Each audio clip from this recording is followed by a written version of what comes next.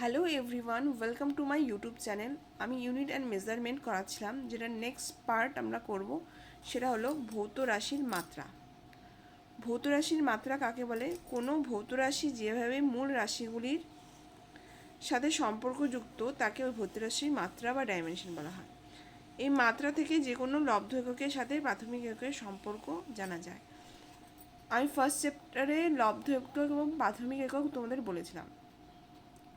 তো যে প্রাথমিক এককগুলির সাহায্যে একটি লব্ধ একক গঠিত হয়। তো প্রাথমিক এককগুলির মাত্রা দেওয়া থাকবে অ্যান্ড ওখান থেকে আমাদের লব্ধ এককের মাত্রা বার করতে হবে, কারণ প্রাথমিক এককের সাথে লব্ধ এককের একটা সম্পর্ক থাকে। তো সেই সম্পর্ক থেকে আমরা সেই মাত্রাগুলো বার করব। যেমন এখানে দেখো, মূল ভৌত রাশির মাত্রার মধ্যে কী কী আছে? দৈর্ঘ্যের মাত্রা দেওয়া আছে এল, ভরের মাত্রা যেটা ক্যাপিটাল এম দিয়ে ডিনোট করি, সময়ের মাত্রা টি দিয়ে, তড়িৎ প্রবাহের মাত্রা আই দিয়ে, মানে এগুলি মেন আমাদের লাগবে। ঠিক আছে, দৈর্ঘ্য ক্যাপিটাল এল দিয়ে, ভর মাস যেহেতু ক্যাপিটাল এম দিয়ে, সময় টাইম টি দিয়ে, অ্যান্ড তড়িৎ প্রবাহ আই দিয়ে। নেক্সট আমরা জানবো মাত্রাহীন ভৌত রাশি কী, মানে কোন যেসব ভৌত রাশি দুটি সমজাতীয় রাশির অনুপাত তাদের মাত্রাহীন ভৌত রাশি বলা হয়। যেমন আপেক্ষিক গুরুত্ব। আপেক্ষিক গুরুত্ব মানে বস্তুর ভর এবং 4 ডিগ্রি সেলসিয়াসে সমায়তন জলের ভর, মানে উপরেও ভর আছে আর নিচেও ভর আছে, মানে এম আর এম, তাহলে এটার কোনো মাত্রাই বার হবে না, 1 হয়ে যাবে। তো এটাকে মাত্রাহীন ভৌত রাশি বলি।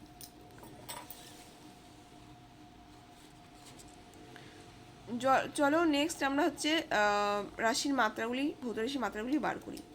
ফার্স্ট কি আছে? স্মরণ। স্মরণ মানে আমরা জানি দৈর্ঘ্য। দৈর্ঘ্য মানেই এটা এল দিয়ে ডিনোট করা হয়, এটা মাত্রা হবে এল। তারপর আছে দ্রুতি বা বেগ। দ্রুতি মানে দৈর্ঘ্য বাই সময়। দৈর্ঘ্যের মাত্রা ক্যাপিটাল এল, সময়ের মাত্রা টি, তাহলে এর মাত্রা হবে এল টি। টিটা নিচে আছে, উপরে গেলে -1, এল টি -1। তারপরে আছে ত্বরণ বা মন্দন, মানে বেগ বাই সময়। বেগ জানি এল বাই টি, আর সময় জানি টি, তাহলে এটার মাত্রা কী হবে? এল টি, দুটো টি আছে, -2। ঠিক আছে। বল, ভর ইন্টু ত্বরণ। ভর মানে এম, আর ত্বরণ বার করলাম এল টি -2, তাহলে এটা কি হবে? এম এল টি -2। ঠিক আছে। তারপরে ভর বেগ, ভর ইন্টু বেগ।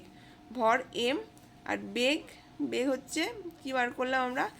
এল টি -1 লিখে দিলাম, তাহলে এটার মাত্রা, ভর বেগের মাত্রা কী হবে? এম এল টি -1। ঠিক আছে। কোণ, কোণ মানে বৃত্তচাপ বাই ব্যাসার্ধ। বৃত্তচাপ আর থিটা, ব্যাসার্ধ থিটা, আর কেটে যাবে, থিটা হচ্ছে কনস্ট্যান্ট, তার মানে এটার কোনো মাত্রা নেই, এটা মাত্রাহীন। কার্য বা শক্তি মানে বল ইন্টু সরণ। বল আমরা এম এল টি -2 আগেই বার করলাম, সরণ এল, তাহলে কার্যের মাত্রা কি হবে? এম এল এল স্কোয়ার টি -2। ঠিক আছে। ক্ষমতা, ক্ষমতা মানে কার্য বাই সময়। এখানে কার্য M L to the power 2 and T to the power -2 by T, তাহলে এখানে টি আছে 1, টি এর পাওয়ার 1 আছে, টি যখন উপরে চলে যাবে কি হবে? এম এল স্কোয়ার টি, এক টি 1 আছে, 1 উপরে চলে যাবে, -3 হয়ে যাবে। ঠিক আছে। ক্ষেত্রফল, ক্ষেত্রফল জানি দৈর্ঘ্যের একক, মানে এল স্কোয়ার হবে। আয়তন, দৈর্ঘ্যর কিউব, এল কিউব হবে। চাপ, বল বাই ক্ষেত্রফল। বলের একক আমরা এম এল টি -2 বার করেছি, ক্ষেত্রফল এল স্কোয়ার, তাহলে এটার কী হবে? মাত্রা এল এল কেটে যাবে, এল এম এল -1 অ্যান্ড টি -2। ঘনত্ব, ভর বাই আয়তন, M by L cube, M L -3।